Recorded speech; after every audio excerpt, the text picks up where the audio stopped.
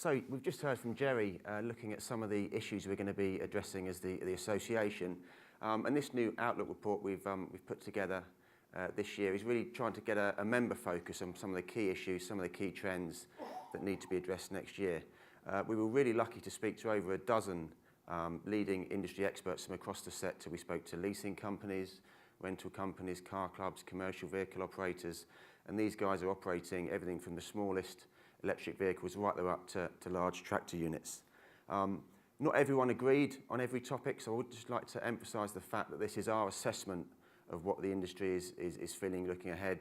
If you disagree with any of it or feel strongly, it's our fault.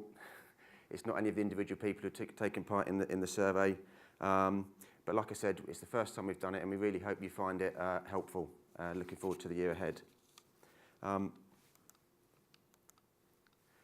It's easy when you look ahead to next year to sort of to get really preoccupied with sort of this image of sort of storm clouds, thinking of all the headwinds that the industry's faced. We've talked about things like Brexit, economic uncertainty, vehicle terrorism. But one of the really surprising things we found when we spoke to people was the level of positive enthusiasm, the real excitement about the year ahead. And clearly these guys aren't all mad, but these are issues that would really keep a lot of people awake at night, and yet they're feeling really positive and gung-ho. And I think one of the things that sprung to mind was that quote from Oscar Wilde where he says that the only thing worse than being talked about is not being talked about. And I think that sentiment is really the fact that our industry, for once, is really at the centre of a lot of policymakers' thinking, of a lot of the media focus. And people are really almost thriving in that spotlight and really feeling excited about the opportunity to put their business and our industry really at the centre of this real new wave of automotive technology and business models. So obviously next year is going to be a really exciting journey, and we think that some of the trends hopefully that we've pointed to now are going to really give you a help in looking forward. The first trend that came out was digitisation. Clearly the vehicle rental and leasing industry is not new to digitisation. They've embraced it a hell of a lot, but we feel that probably that was mainly in the sort of back office supply chain area. And what we're seeing now is a really renewed focus in the front end. I guess it's almost taking some of those really best practice B2C customer-facing technologies and applying to them to what has really been maybe a slightly B2B preoccupied area in the past. Clearly this is not an easy thing to do. It requires a lot of budgetary resource, and also maybe a huge amount of people resource and skill resource, and a slight change in the sort of skill mix that some of the organisations in our sector have been used to. It also means that probably you're having to work at a slightly different pace. The days when you used to build a new website, sweat the asset for 3 or 4 years, then come back, is probably on the way out now. It's a continuous sort of build and learn and test environment where you've got to be reacting and moving at a really fast pace. But there's also recognition that even if you've got the best artificial intelligence, the latest technology, you've still got to really focus on those key customer touch points. And all the members we spoke to, reassuringly, we're still thinking we've got to make sure that we still have those touch points where we can build that customer relationship and develop that brand loyalty. On the area of air quality, again, it's a mixed picture. When you look at from a car perspective, we see a steady move from diesel towards petrol and hybrid technologies. We think that 2018 will be the year when the share of new car registrations will move from diesel dominating to petrol having the largest share. As a result, unfortunately, as Jerry alluded to, average CO2 we think will start to rise slightly, although NOx will fall. From a commercial vehicle perspective, we think CO2 and NOx will continue to fall, but that's not going to be due to people moving to different powertrains. That's going to be people adopting the latest, cleaner Euro 6 technologies. I don't know how many fleet consultants we've got in the room, but we think you should really make the most of your Christmas break, because I think 2018 is going to be one heck of a busy year. Again, a lot of people we're speaking to said they're already seeing signs of customers coming to them asking for some really in-depth fleet reviews. They need a lot of reassurance about the issue of air quality, whether they've got the fleet mix right, exploring their mileage and the terms of their contracts. So you guys are going to be very, very, very busy. The sort of sentiment that came across when we're talking to people about this issue is almost like a goalkeeper in a penalty shootout, that there's a lot of pressure on them. There's a lot of questions being chucked at them, a lot of negative sentiment around diesel, but this is the industry's chance to shine. This is the chance to really demonstrate the value and really build that customer relationship by really almost getting them out of a fix that they're looking at over the next few years when it comes to clean air zones and things like that. So personal leasing, again, we've shown how this sector really is driving all the growth, particularly from a car perspective. And members are enjoying that, but they're also not entirely comfortable with this change in the share within the market. Both leasing companies, funders and brokers are really determined to sort of up their game in terms of compliance. They're really feeling proud of some of the achievements they've made in that area, but there's this nagging doubt that the wider environment, whether it's PCP sales, whether it's changing consumer credit environment, an upturn or downturn in the economy, could sort of really change the environment out there and put pressure on that sector of the market. There are also concerns about the personal leasing nibbling away at that company car market that's been the bread and butter of the industry for so long. While we think that demand for sort of the high mileage essential user fleet is not going to go away, the perk user market really is probably not going to grow significantly in the near future.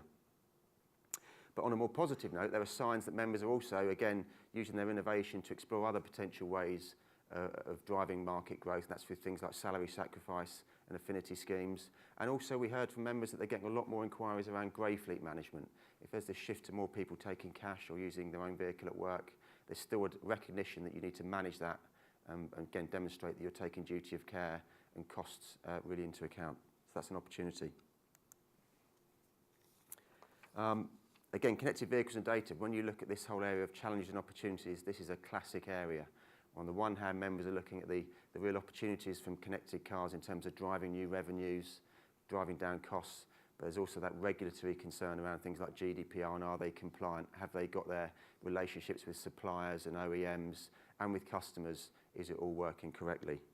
So members obviously really, we feel next year are going to be prioritising that compliance piece. We're not going to see a massive amount of real innovation in terms of connected services. People just want to get their houses in order.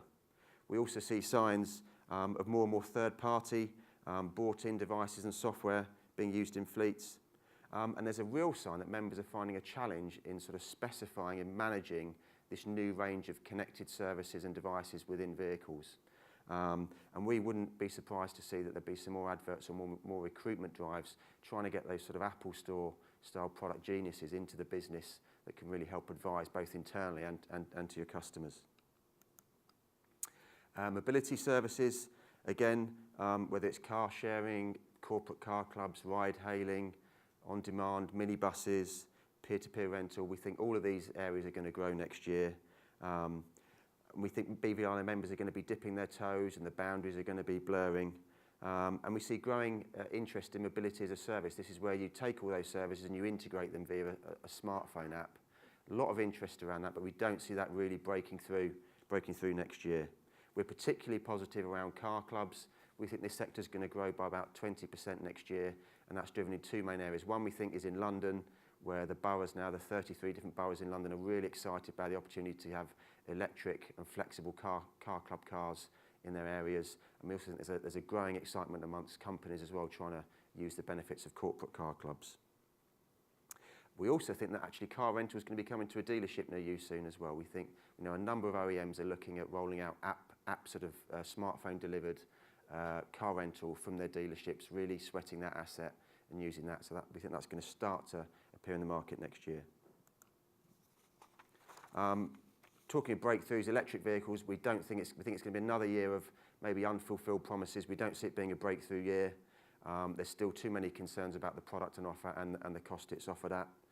We think hybrids, where there is growth, hybrids are going to dominate.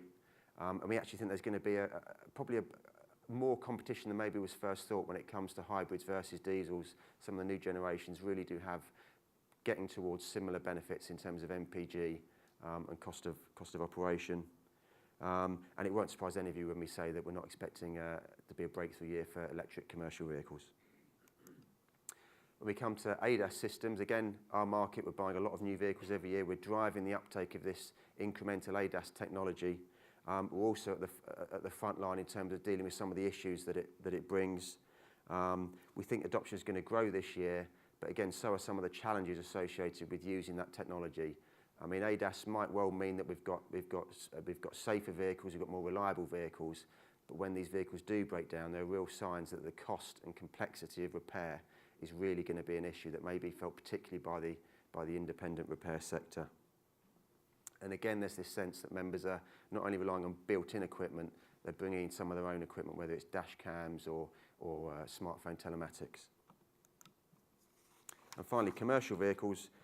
There's some long-established trends here that we see continuing, but also some newer ones.